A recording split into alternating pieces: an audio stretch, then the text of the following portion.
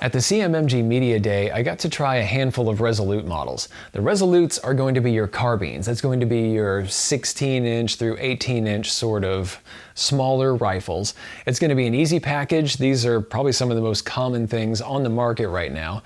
And the Resolute does some things to really step themselves up over a lot of the competition. And I'm going to talk about some of the changes that they've made in recent days to kind of freshen this up and bring it into the 21st century even a little bit more, because they have made some upgrades that I think a bunch of you guys are really going to like. The first thing that you'll notice if you look at two different pictures, if you're looking at this Resolute that I have here in my hands, and if you're comparing it to the new one, you'll see that the furniture is pretty significantly changed. The handguard that's out on the front now is just more stylish, it's thinner, it's lighter, and it's going to have a really good setup for you guys that love to do thumb over bore type of offhand shooting. It's going to be really easy to wrap around the top. With some of those missing Picatinny sections, that's some of the weight savings that you get, and some of that thumb over bore sort of setup, and it just removes rail that a lot of people just plain don't use. You still have a section out at the front if you want to run iron sights like I do, or if you have some kind of special bipod like the UTG overbore that you want to attach up here, you can still do that. But the rest of it is going to be M-LOK.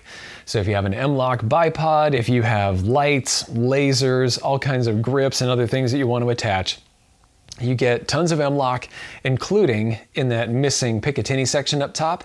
That's been milled out so that you now have M-LOK across the top as well. So you just have, all kinds of attachment points. As you move back, you'll see that the upper furniture, that upper receiver, has been kind of updated as well. It's very pretty looking. It just kind of has a cool style to it. And it retains all of the functionality that you would expect from any other AR-15 or AR-10 top.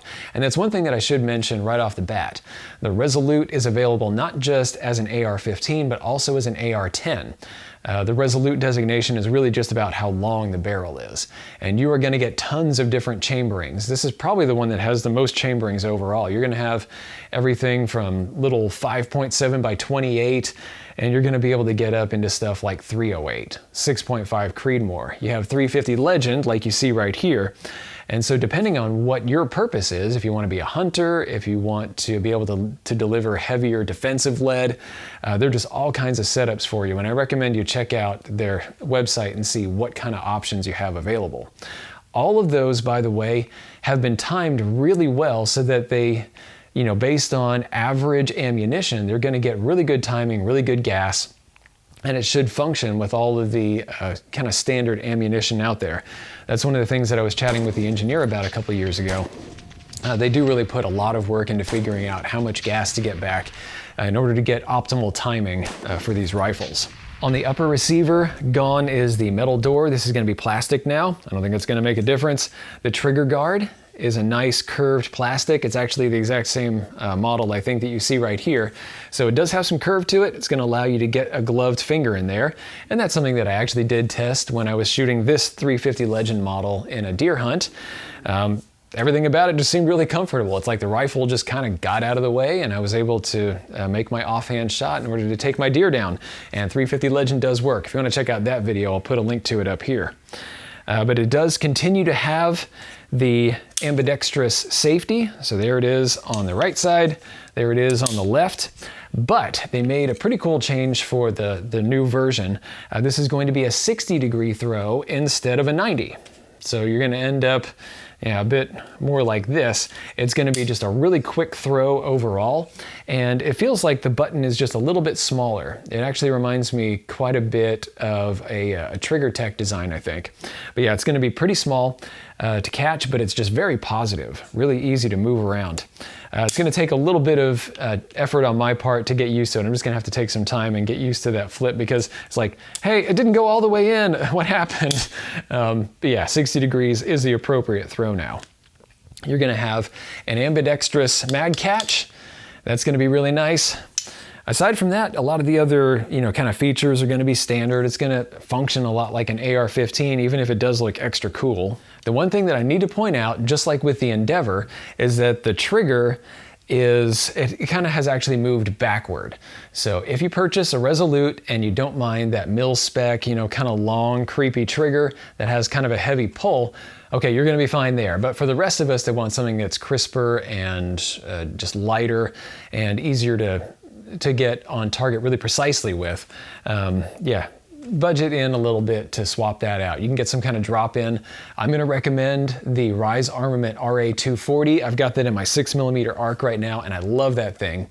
We have the Trigger Tech Diamond, or some of the other series that they have. The Trigger Techs are just amazing. We're going to talk about that when we start talking about the Descent model. But you also have two-stage triggers like the Geissele or the Rock River Arms. Both of those are really good. It just depends on what kind of thing you like. But I recommend, if you want a good trigger, budget in for that. Some of the other hardware is going to remain the same, like the ripstock. So that's the one that you can set your own perfect length of pull using a special screw. You just set where you want on the buffer tube. And then when you pull this back, it's going to hit your exact spot as you want it. And you can do it quietly by just gripping this back here and sliding it around. Now this does have kind of a hard plate back here. This is a metal plate. The total package is going to be really light overall. I think the AR-10 308 model with its 16-inch barrel is going to end up being about 8 pounds, which is not bad at all for an AR-10 style. But for your carbines, your AR-15 sort of setups, it's going to end up just a little bit north of 6 pounds. So yeah, not too shabby, even with some of the cool upgraded parts like this. But yeah, I was talking about the butt pad back here. This is a little bit kind of thin, as you can see. It's small and it's kind of hard. So if you have a really harsh recoiling rifle, just make sure you pull it back in here. And I'm still hoping that CMMG one day will release some rubber they can stick on the back. Just keep that in mind. The barrels are going to be salt bath nitrided like you see with this one. It's going to have a nice kind of matte black finish, and it's going to resist all kinds of stains, rust. It's going to have a longer barrel life as well, just because of that surface on the inside. It's going to have more barrels down the pipe before it starts to erode. It's going to last a good long time. Moving forward, we have the old school muzzle brake on this one, and we're going to be moving to the new one. So it's going to be a 2-chamber design, like I mentioned on the Endeavor and in that muzzle brake video. It's going to have these angled sort of cuts into it. It's going to have 2 chambers, and then it's going to have 2 vents up the top to keep muzzle climb down. So this is one that, in my testing at the media day, it just feels more effective overall. It's noticeably different. Noticeably less recoil, noticeably less muzzle climb. It's going to be really quick to get back on target no matter what you're doing. If you're supported, if you are prone or whatever, if you are shooting offhand, this is going to be a carbine that's going to get back on to your target just really, really quickly. Some of the other things that they're going to keep from the past, you're going to have this large charging latch. So if you're like me and you like to run optics on your ARs, this is going to be really good for quick acquisition, and it's going to be out of the way of that scope bell, that ocular bell, so you can really quickly be able to charge this and get back into the fight if you have to. And one last thing I want to point out that I mentioned in the Endeavor video, the new Cerakote job that they're doing on the Resolute, actually every one of their lines, is going to be more matte than it was in the past. They've reduced the number of colors that you can choose from. They have kind of a smaller field now, but they have some good kind of fun colors for the range. They have some really good camouflage colors for when you're out trying to do serious work, and all of them are going to disappear just a little bit better. A lot of Cerakote jobs, like even the older ones from CMMG, this is pretty darn flat compared to some of the other folks that I've seen, but the new method that they're using is even more matte. It has just a little bit of it's almost like a sandy sort of texture to it. It grips the hand a little bit better, and it just kind of disappears better. You don't get some of the shine that you might be seeing off the lights here in my garage. It's really going to get rid of almost all of it, and it's just going to make your camouflage that much better. One thing that I should point out is that Really everything that CMMG does is going to have a free-floating barrel like this one. So you get the handguard that attaches back here to the barrel nut, and then everything else kind of floats from there. And that's one of the reasons why you tend to get really good precision out of a CMMG rifle.